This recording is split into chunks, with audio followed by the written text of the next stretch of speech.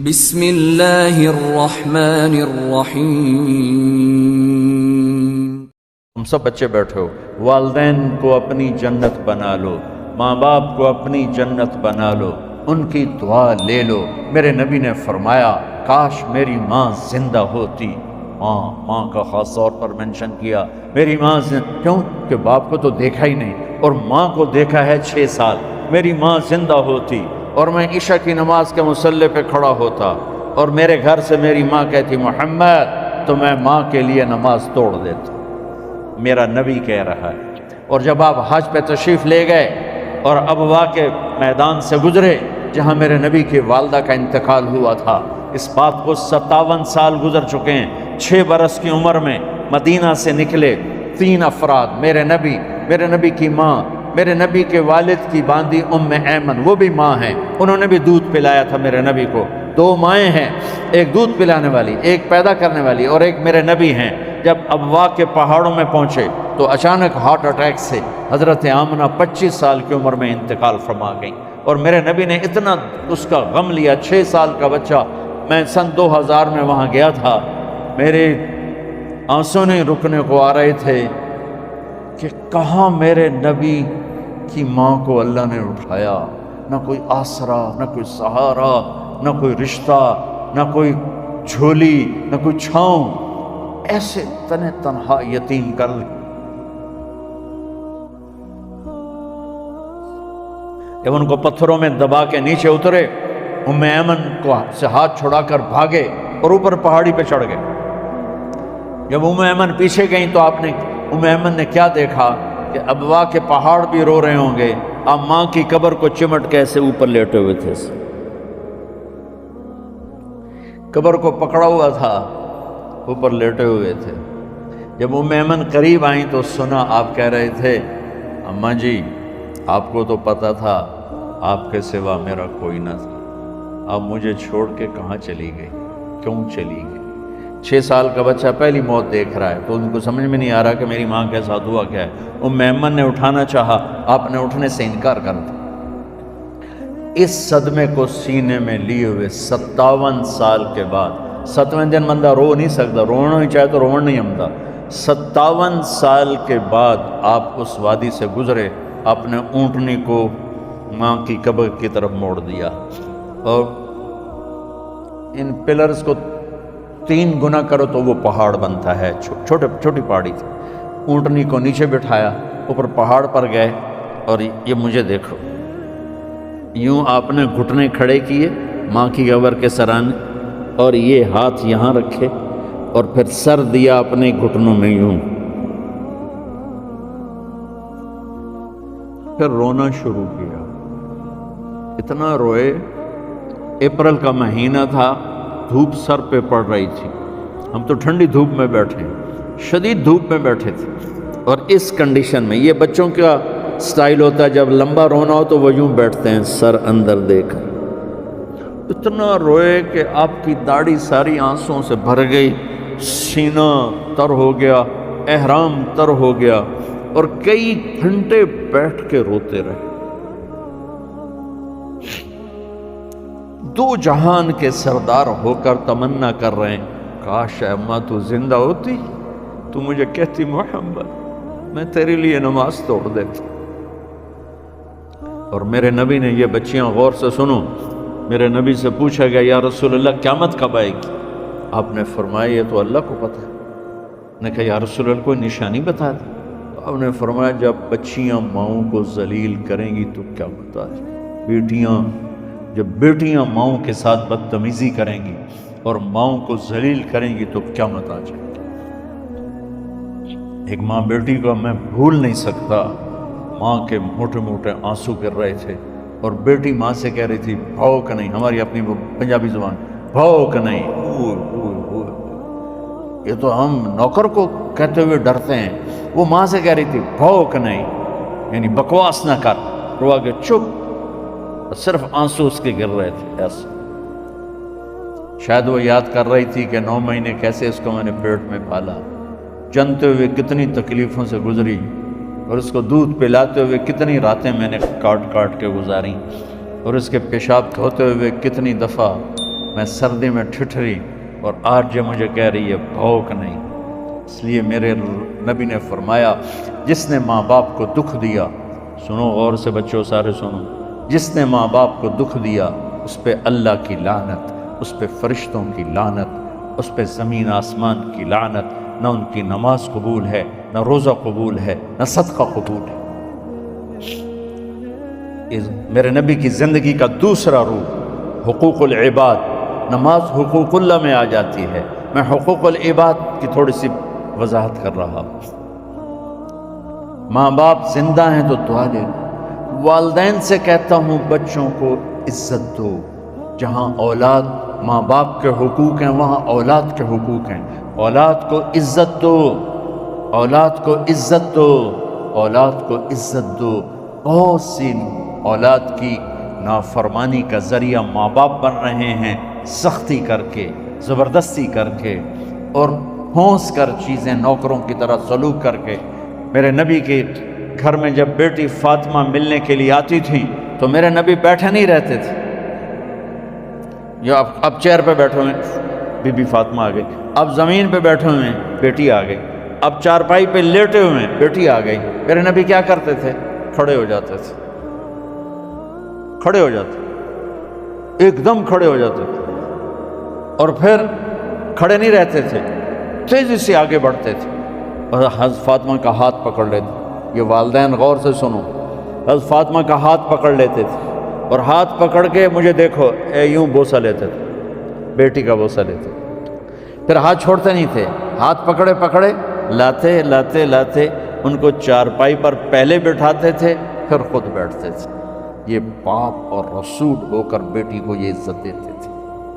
پھر وہ جنت کی عورتوں کی سردار بنی، پھر وہ جنت کے سرداروں کی ماں بنی، پھر وہ اللہ کے شیر کی زوجہ بنی۔ تو والدین سے کہتا ہوں کہ اپنے بچوں کو عزت دو، عزت دو، عزت دو، عزت دو۔ پھر آپ سے زندگی کے بڑے فیصلے ہیں شادی۔ اب لوگ اکٹھے پڑھتے ہو لڑکے لڑکیاں، اپنی شادی کے فیصلے خود نہ کرو، اپنے ماں باپ کے حوالے کرو۔ اس میں شرافت بھی ہے، اس میں برکت بھی ہے، اس میں رحمت بھی ہے، اور اس میں والدین کی دعائیں بھی ہیں۔ کورٹ میرج کو ہوا نہ دو، boy friend girl friend culture ہمارا نہیں ہے۔ میرے نبی کے طریقے میں مرد اور عورت کا صرف نکاح سے تعلق ہے، اس کے علاوہ سب جہنم کی آگ ہے۔ اور والدین سے کہتا ہوں کہ اپنے بچوں سے پوچھ کے رشتے کرو، زبردستی مت کرو۔ میرا معاشرہ بہت سنگین قسم کے جرم کا شکار ہے، بچوں پہ مسلط کر دیتے ہیں، ایتھے ہی کرنی ہے، جٹاں چی کرنی ہے، بٹاں چی کرنی ہے، پتہ نہیں آئے کتوں جٹ بٹ۔ چلو تم ناراض نہ ہو، راجپوتاں چی کرنی، میں راجپوت ہوں، میں اپنی قوم کو بھی رگڑ دیتا ہوں، راجپوتاں چی کرنی، اگاں کرنی ہی کوئی نہیں۔ یہ ظلم و ستم اولاد پہ مت کرو، اپنی بچی سے پوچھو، اگر بیٹی ہاں کرے تو پھر قدم اٹھاؤ، اگر بیٹی کہہ دے میں نہیں کرنا چاہتی تو وہ نافرمان نہیں ہے۔ اللہ کے واسطے میری سنو، صرف تم نہیں سن رہے، اس کیمرے سے لاکھوں کروڑوں لوگ سن رہے ہیں۔ اگر بیٹا یوں کہہ دے کہ ابا میں نے یہاں شادی نہیں کرنی، میرا جی نہیں چاہتا ہے، تو وہ بیٹا نافرمان نہیں ہے، فرما بردار ہے، اس نے شریعت کا حق استعمال کیا ہے۔ اب ایسا ظلم مت کرو کہ نہیں اتھے ہی کرنی ہے، اتھے گھروں نکل جاؤ۔ زندگی تم نے تو نہیں گزارنی، زندگی تو بچے نے گزارنی۔ میں قربان جاؤں، ایک حدیث سنو پہلے پھر اگلی بات سنا تو۔ ما تزوجت وما زوجت الا بوحی من السماء نزل به جبریل۔ لوگو سنو، میں نے جہاں شادی کی، میں نے جہاں بیٹی کی شادی کی، پہلے آسمان سے جبریل فرشتہ اللہ کا حکم لے کر آیا، پھر میں نے قدم اٹھایا۔ سمجھ گئے میری یہ بات سمجھ گئے سارے؟ اب اگلی سنو۔ حضرت علی فاطمہ کا رشتہ لینے آ گئے اور جبریل ان سے پہلے آ گئے کہ یا رسول اللہ فاطمہ علی کے لیے ہے۔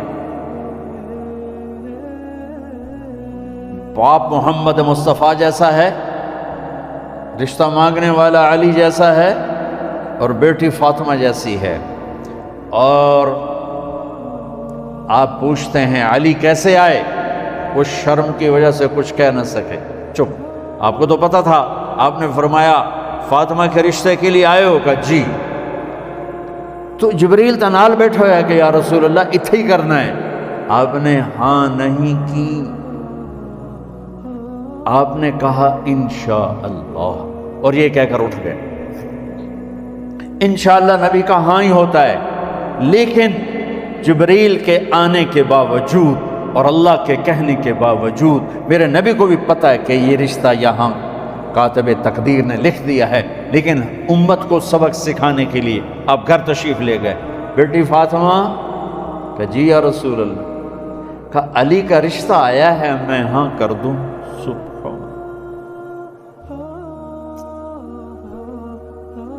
میں اپنے دیہاتی بچیوں پہ مجھے رونا آ گیا کہ جنہیں پتہ ہی نہیں ہوتا سانو کہیں دنال بندے پہ جانور ہے یا انسان ہے. علی جیسا داماد، چلو علی کو چھوڑو، فاطمہ کو چھوڑو، جبریل آیا بیٹھا ہے، جبریل آیا بیٹھا ہے. اس کے بعد فاطمہ سے پوچھنے کی کیا بات ہے؟ جبریل آ کر کہہ رہا یا رسول اللہ، اللہ کہہ رہا ہے فاطمہ علی کے لیے ہے اور علی فاطمہ کے لیے ہے، اور پھر آپ کہتے ہیں بیٹی فاطمہ ہاں کر دو. ہماری تو آج کی بیٹیاں انکار نہیں کرتی، چپ کر کے گاں ماش طرح بن چھڑ دن کے لینا.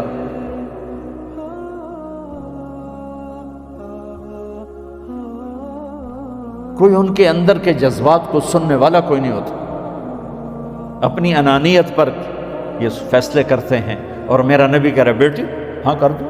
سبحان، آپ کا کیا خیال ہے فاطمہ نے انکار کرنا تھا؟ یہ بیٹیاں نہیں انکار کرتی تو فاطمہ نے کہاں کرنا تھا؟ لیکن یہ سبق دینا تھا ان والدین کو جو نادانی میں نادانی کے فیصلے کر کے اولاد کو ہمیشہ ایک ٹھنڈی آگ میں دھکا دے دیتے.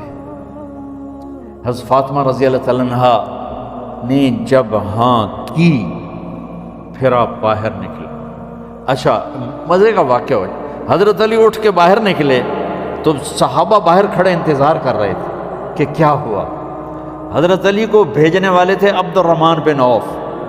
پہلے ابو بکر گئے تو آپ نے انکار کر دیا، عمر گئے رشتہ مانگا، آپ نے انکار کر دیا. عبد الرحمن بن عوف نے علی سے کہا آپ جائیں، آپ کا رشتہ رد نہیں ہوگا.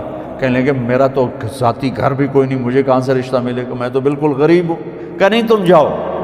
تو واپس آتے انہوں نے عبد الرحمن بن عوف پہ چڑھائی کر دی. ویکھیا ہے نا تو میں نے گلے آئی، انکار ہو گیا. تو صحابہ نے پوچھا کیا ہوا؟ کہا کچھ کہا ہی نہیں، چپ کر کے اٹھ گئے. تو عبد الرحمن بن عوف کہنے لگے کچھ بولے صحیح، کہ بس اتنا کہا انشاءاللہ. کہا تو مبارک ہو، نبی کا انشاءاللہ ہاں ہوتا ہے. کہا اچھا تو اتنے میں آپ باہر تشریف لے. کہا علی حجی کہو بلاؤ، لوگوں کو بلاؤ. ساری مسجد بھر گئی، آپ کے ساری مسجد فل ہو گئی. آپ ممبر پہ کھڑے ہوئے علی کو سامنے بٹھایا.